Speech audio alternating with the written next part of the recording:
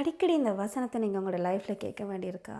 நீ தான் கற்பனை பண்ணுற, நான் அப்படி சொல்லவே இல்லையே, அப்படி நடந்துச்சா? இல்லையே, நீ மாற்றி பேசுகிற, நீ பொய் சொல்கிற. இப்படியான விஷயங்களை உங்ககிட்ட சொல்லி அது நடந்துச்சா இல்லையா அப்படிங்கிற மாதிரி நீங்களே உங்களை சந்தேகப்பட்டுட்டு இருக்கீங்களா? அப்படியானவங்க இந்த வீடியோ பாருங்கள். அப்படின்னா you are going through case lighting. Case lighting அப்படின்ட்டு என்னென்னு பார்க்கலாம். அதான் இந்த வீடியோவில் நான் ஃபுல்லாக சொல்ல போகிறேன். ஹே காய்ஸ், இன்றைக்கி நான் பேச போகிறது கேஸ் லைட்டிங். கேஸ் லைட்டிங் அப்படின்னா என்னென்னா நீங்கள் உங்களே சந்தேகப்படுவீங்க. எப்படி நடந்துச்சா, நான் மறந்துட்டேனா. இது கணவன் மனைவிங்கிறத தாண்டி உங்களோட சொந்தங்கள், உங்களோட பந்தங்கள், உங்களோட வேலைத்தலங்கள் ஒரு விஷயத்த சொல்வாங்க.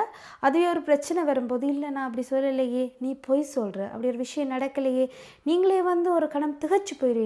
ஐயோ அப்படியா, அப்போ நான் தான் கற்பனை பண்ணிட்டு இருக்கணும், எனக்கு தான் பிரச்சனையோ, எனக்கு தான் பைப்போலர் டிஸார்டரோ, உங்களையே நீங்களே சந்தேகப்பட்டு ஒரு விஷயத்துக்குள்ளே கொண்டு போயிடுவீங்க.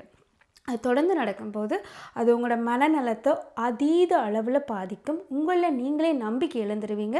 நீங்கள் எவிடன்ஸ் சேர்க்க ஆரம்பிப்பீங்க. லைக் ஓகே, இப்போ நம்ம ஃபோட்டோ எடுத்து வைப்போம், ஸ்க்ரீன்ஷாட் எடுத்து வைப்போம், இப்படி சொல்லியிருக்காங்க. ஸோ அந்த நிலைமைக்கு உங்களை கொண்டு போயிடுவாங்க. That is called case lighting. சரி, கேஸ் லைட்டிங் அப்படி பண்ணுறாங்க அப்படின்ட்டு எப்படி அறிஞ்சிக்கொள்வது அப்படின்ட்டு நம்ம இப்போ பார்க்கலாம்.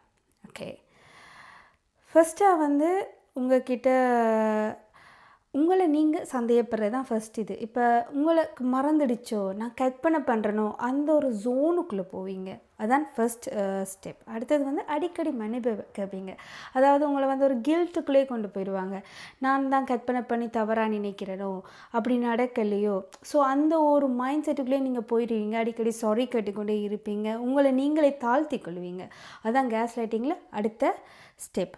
அடுத்தது ஒரு சின்ன முடிவெடுக்க தயங்கிடுவீங்க. ஏன்னாண்டா உங்களோட செல்ஃப் ஒரு தன்னம்பிக்கை மொத்தமாக போயிடும், கான்ஃபிடென்ஸே போயிடும்.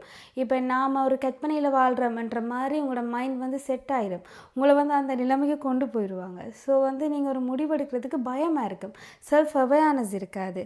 ஸோ அவங்க சொல்கிறதான் உண்மை அப்படின்றே நீங்கள் உங்களோட மைண்ட் நம்ப ஆரம்பித்ததும் நீங்கள் உங்களில் நம்பிக்கையிலேருந்து ஒரு முடிவெடுக்கிறது உங்களுக்கு பெரிய விஷயமாக ஆயிடும்.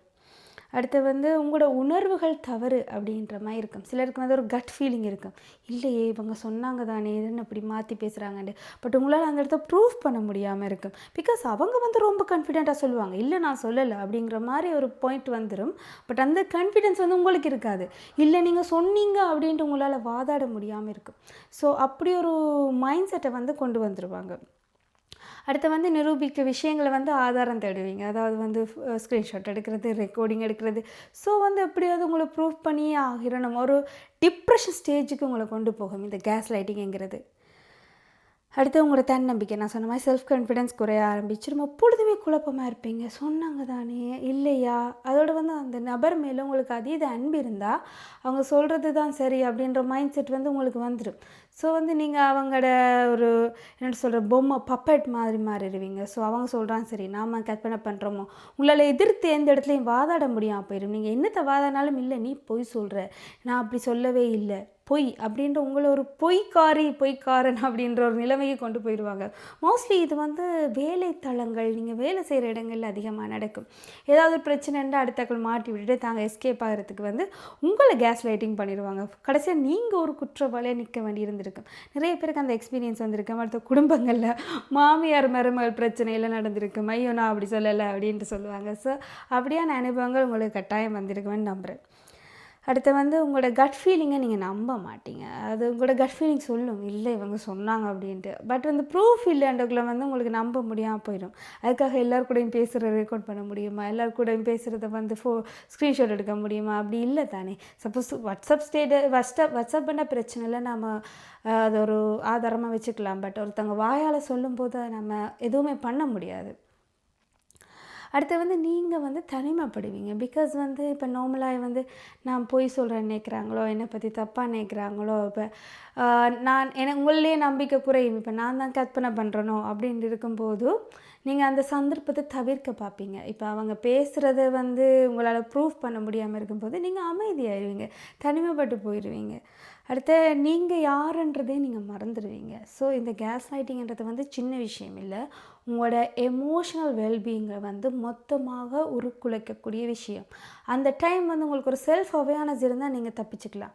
இல்லை இவர் சொல்கிறார், பட் இவர் கேஸ் லைட் பண்ணுறார், இப்போ இந்த விஷயத்தை வந்து மாற்றுறார் அப்படின்ற மைண்ட் செட் உங்கள்கிட்ட இருந்ததா நீங்கள் ஒரு மாதிரி நீங்கள் உங்களோட செல்ஃப் எமோஷனல் வெல்பீயிங்கை காப்பாற்றி கொள்ளலாம். அப்படி இல்லை அப்படின்ட்டா வந்து கண்டிப்பாக வந்து அது உங்களுக்கு பெரிய ஒரு மென்டல் ஹெல்த் இஷ்யூவை கொண்டு வர சான்ஸ் இருக்குது. ஒரு மாதிரி பைத்தியம் மாதிரியே மாறிடுவீங்க. ஸோ இப்படி கேஸ் லைட் பண்ணுறவங்க கிட்ட ரொம்ப ரொம்ப ஜாக்கிரதையாக இருங்க. அண்ட் வந்து நீங்கள் செல்ஃப் அவேராக இருங்க. ஸோ இப்போ அவர் உங்களை பொய் என்று சொன்னால் வந்து நீங்கள் பொய் என்று இல்லை, அவர் தான் தன்னை காப்பாற்றிக்கொள்ள போய் சொல்கிறார். ஸோ அந்த ஒரு புரிதல் உங்களுக்கு இருக்கணும். அதை விட்டுட்டு வந்து நீங்கள் உங்களை வந்து வெறுக்க ஆரம்பிச்சிங்கன்னா வந்து லைஃப் வந்து ரொம்ப ரொம்ப மோசமாக போயிடும். இதுதான் கேஸ் லைட்டிங். நிறைய பேர் நிறைய விஷயங்களை இந்த கேஸ் லைட்டிங்ன்ற விஷயத்தை கோ த்ரூ பண்ணியிருப்பீங்க. ஸோ வந்து அவங்களுக்காக தான் இந்த வீடியோ. பிகாஸ் செல்ஃப் அவேர்னஸ் குறையத்தில் வந்து நீங்கள் அதால் ரொம்ப பாதிக்கப்பட வாய்ப்புகள் இருக்குது. அண்ட் இன்னொரு வீடியோவில் கண்டிப்பாக சந்திக்கலாம். பாய்.